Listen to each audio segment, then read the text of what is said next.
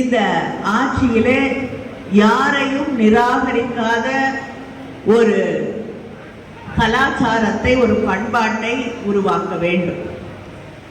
ஏனென்றால் சிலர் அரசியல் என்பதே மக்களை பிளவுபடுத்தி உருவாக்கக்கூடிய அரசியலாக, மக்களை பிரித்து பிரித்து வைக்கக்கூடிய அரசியலாக மாற்றிக்கொண்டிருக்கிறார்கள்.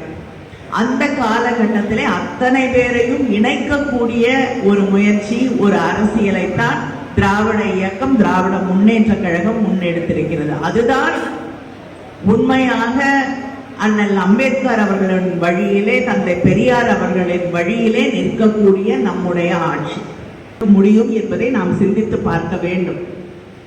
இப்படி சமூகத்தால் கட்டமைக்கப்பட்ட, சில பேரால் அவர்களுக்கு சாதகமாக இருக்கிறது என்று கட்டமைக்கப்பட்ட ஒன்றை வைத்துக் கொண்டு மக்களை வேறுபடுத்தி, பிளவுபடுத்தி, அடிமைகளாக மாற்றிவிடலாம் என்று நினைக்கக்கூடிய அந்த கட்டமைப்பை உடைத்தவர்தான் அண்ணல் அம்பேத்கர் அவர்கள்.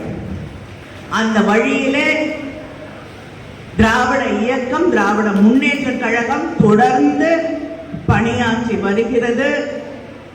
அந்த தலைவர் கலைஞரின், பேரறிஞர் அண்ணாவின், தந்தை பெரியாரின் பணியை இன்று தொடர்ச்சியாக எடுத்து சென்று எல்லாருக்கும் எல்லாம் என்ற அந்த நிலையை இந்த சமூகம் எட்ட பாடுபட்டு கொண்டிருக்கக்கூடிய ஒரு தலைவர் தான் நம்முடைய முதலமைச்சர் அண்ணன் தளபதி அவர்கள்.